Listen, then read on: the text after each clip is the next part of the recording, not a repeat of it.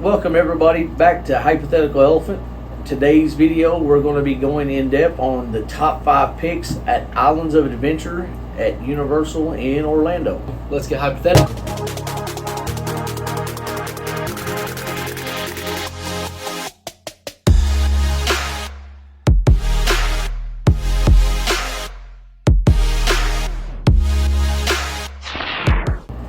Alright, so we're going to do a top 5. We're going to have the 4 honorable mentions. But there are some that are sort of, to me, tied in this aspect. It was a hard decision. This Yes. one was a lot harder than Universal's, just Universal Park. So it was a lot harder. Some of the reason we put one over the other could be because of the theming. It could have been because of the ride. Some of them, like I said, some were mostly theming, or that on the honorable mentions at least. Because when we hit number 5 and down, it was pretty close, on that. So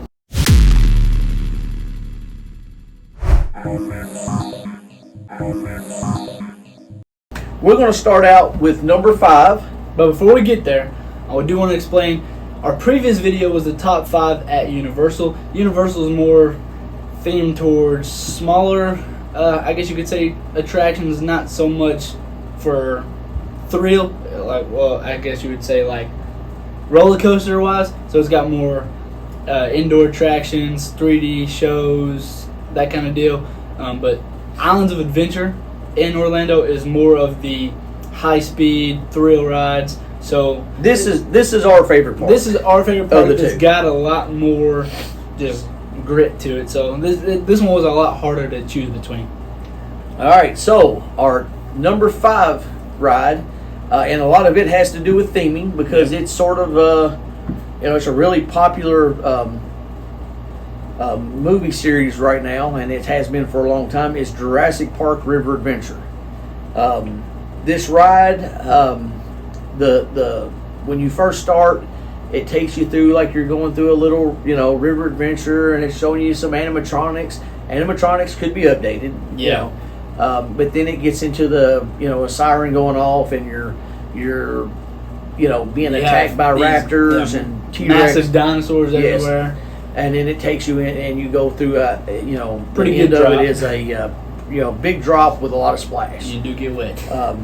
But I mean, the theming, when you're on that ride, the theming is unbelievable. You go through the big Yes. Jurassic Park gates, and I don't want to spoil it all, but it's just it's just like that gate opens, and it's like welcome to Jurassic Park. You feel like you're there. So it's feeling like you're actually at Jurassic Park. It is awesome. You do get wet. There are some seats in the. I mean, you're going to get wet no matter where you're at, but there are some seats that we have found that you can get a little less wet. And now, if you're looking to get more wet, we do have an honorable mention ride that really soaks you. So we'll get to that one. But another thing I like about Jurassic is that it's got so much to it that you're not just looking to ride. It's a story to it. You're going through the ride, and you're able to get some nice views before the real part of the ride. It is like you're actually in the movie. Yes. And also on the outside, if you're hot and you want to get cooled off, there's splash zones. Those are really cool. You can go stand in. There's spots you're going to get soaked, spots you're going to get misted. So really nice. And right outside of it, they have the little personal dryers that you can buy to dry yourself off. Yeah, that's on any of the water rides there. So, all right, now number 4. Now this is a personal favorite of mine. Yep. It's been there a while. It's a Marvel ride. I'm a big SpiderMan fan, so that would be the SpiderMan ride. The queue is pretty cool. It shows some comic book covers. It's got like some news articles. It's got a little video playing Spider-Man. Some TVs playing like the Spider-Man cartoon. The ride vehicle is pretty cool. And going through, you see it gives you some other villains, like Doc Ock and Scream and some of these other characters. And it's a mix between the 3D screens and the movements, the physical movements of the cart and the physical props. It's pretty awesome. This is another ride. If you are get motion sickness easy, you better take some medicine because you could, you could get motion sickness. Similar to the Transformer ride we talked about in the previous video. And another thing that we didn't know for a long time riding the ride until my dad found it watching some other YouTubers is that there's a pretty cool little bonus in this ride that you can look for, and that's. You talking about the name on the? Oh yeah, there's some drawings of some of the villains. Well, not only Spider-Man. that, but I'm also talking about the guy that made it. I can't think of his name. Stanley. Yeah. Oh yeah, there's you see some there's in one part you got to look for Stanley, just like he makes appearances in movies. He makes appearance here, so A couple times. Yeah, so look for that. Now also there's a little thing about the guy that drew the big characters, the artwork outside, on the outside. that he put his name in there. He hid his name in there. You got to find it. His name's Adam, so look for it. And there's the meeting. Another thing with this ride, the meet and greets in Marvel, and they're right there, all in that Spider-Man area. I mean, you see Spider-Man, you see Doctor Doom, Green Goblin, Captain America, Wolverine. There's a bunch that you can see there and do the meet and greets. Yep. All right.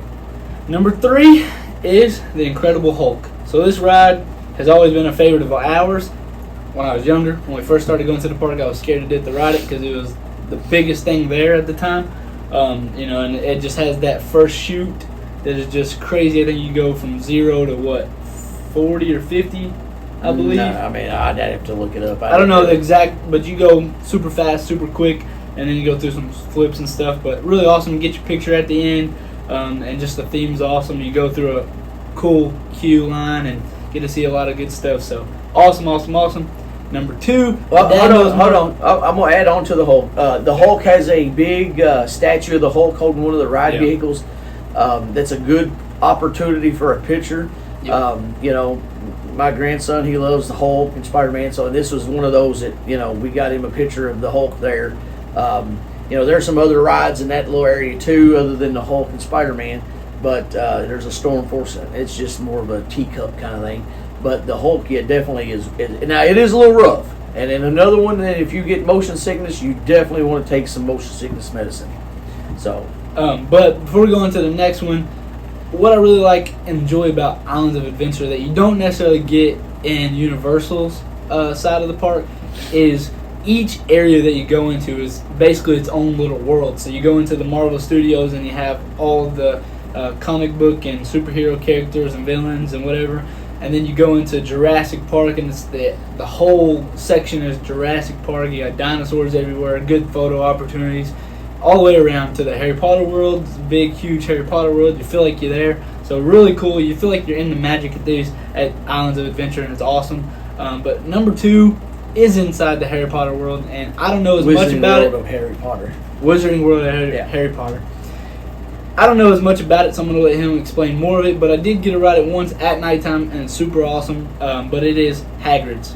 Yeah, Hagrid's Motorbike and Magical Creatures. It's a really good ride. Great theme.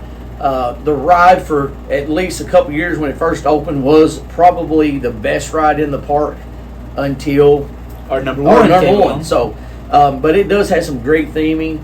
The walk-in, it did take the place of Dueling Dragons, which was a great ride. We love that ride. Yep. But I mean, it's probably just as good, if not better. And the walk-in, they used the little building and stuff there that you had to walk in, so they made it into like a Hagrid's, kind of area.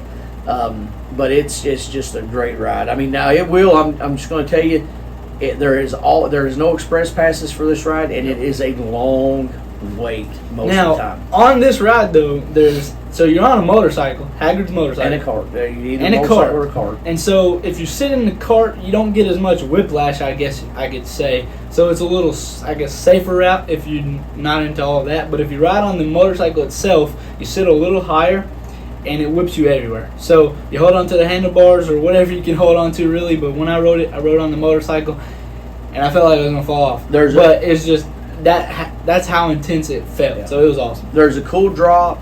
There's a cool little spot where the track looks like it ends. Also, it gives you two or three times where it just shoot the force the velocity Yeah, just it's super shoots you. fast. Yeah, shoots you up through the track. It's a really great ride. There's no like flips or anything, so you don't have to worry about that. But it definitely has so much other things going on. Yeah, this would be a great roller coaster for a kid or teenager. You know, that's tall enough that doesn't like the loops and all that stuff. And turns. This, I mean, because there is none of that. It's just pretty much straightforward. You do go backwards a little bit, but that's it. There's and it does get a little dark, but yeah, a little dark. There's no upside down, no inversions or anything. Awesome like that. ride, awesome ride. And honestly, it's super close to being a number one ride. Just the number one ride just tops everything at the park. Which, speaking of the number one ride, in our opinion, the number one ride at Islands of Adventure is the Velocicoaster. It's a newer ride, but it's insane. The theming, it's all about raptors pretty much. When you walk in, there's lights strobing. There's a big statue of some raptors with the coaster and its drop. You walk in through there a little more. There's some video. It looks like the lights start flashing red, and there's like CGI raptors running through like you're racing them. And you can kind of feel the wind from the actual coaster flying through. And then you have the animatronics. Oh my lord, the animatronics. Awesome. They're if you've ever seen the movie Jurassic World, and you see where the raptors are in their harness, they have some of those. The eyes, the eyes blink. They move, they shake their head, with the they sounds, make noise. It's super realistic. Awesome. It's awesome. Definitely awesome. Probably Grandson one of the best loved it. animatronics at the park. Grandson, like 2-year-old grandson loved it. Then you walk up into a part of the queue line where you get to see Owen and Claire from the movie. So it's pretty cool. Well, first of all, you do have to have unless you're doing a child swap, you do have to, or somebody's not riding, you do have to have somebody, or you do have to have a locker. Yep. Then you will go through metal detectors, so you won't. There's nothing that you're going to have. Then you do have, a little screen or a big screen that's got Claire and Owen, and they're talking about the ride. It's themed, Then you get on. You can ask for front row if you want. You can ask for the back row if you want, or if you want to just get on. Usually, if you ask for the front row, there's usually a line. Back row, in my opinion, is the best. You see a lot there. Yeah, when not only see a lot, but like when they're already down, you're coming up over that. Yep. But it's smooth ride. Speed is insane. Yes. I mean, the second shot is probably the best part. Yes. And I don't want to ruin it, but it's awesome. So, but it's a smooth ride. It's not real jerky like the Hulk or some of the other. Like older Rip Ride, coasters. it's just smooth. It is definitely the best ride. If you can ride it at night, ride it at night. Oh, yeah. It's just unbelievable. Yeah, we get to ride it a couple times during the day. It's really cool. You get to see the people standing in line, walking through the park, and you can kind of see how close you get to them, which is really awesome. But at nighttime, you don't really see much, but the lights, the raptors are the props and stuff, and it's insane. So that's our top 5, and I mean we love this place. But we also had to really figure out the 4 honorable mentions because we couldn't decide if we wanted to make them part of the top 5 or separate. So we had to come up with 4 honorable mentions just because we love it so much. Now, I will say this. Number 5, Jurassic Park, or the River Adventure, and the number 1 and number 2 and number 3 honorable mentions, I mean, they could be replaced. I mean, they could be it's a hand toss there. Yeah, it's a toss-up. I mean, because they're all 3 great. But this one that we give as our number 4 honorable mention is Kong. The Skull Island Rain of Kong. Skull Island Rain of Kong. The thing about it is, it's the queue is probably one of the best queues. I mean, you have a big mountain. You have you're in a ride a bus, like a jungle bus. You go through the big gates. There's skulls and big dinosaur or King Kong, skulls everywhere. The ride itself is sort of I mean, it's a good ride, but it's a screen ride. Yeah. But what makes this our number 4 honorable mention is the animatronic at the end of the ride. It is a massive Kong animatronic. I mean, it's just unbelievable. It's moving. It's got the sounds. Like it's it's insane. And I'll throw up a video of that just for a quick glimpse. But that's one of the reasons it's. And then in the queue also there is a indigenous person that's from like Skull Island that's doing a lot of chanting, and it gets louder and louder, and it just, and used to before COVID they would have, you know, people sometimes scare you, jump out at you, but we haven't seen that. Yeah, but yeah, it's a really good themed ride. Like I said, the ride's sort of, but you know, it's a pretty good ride. Number 3.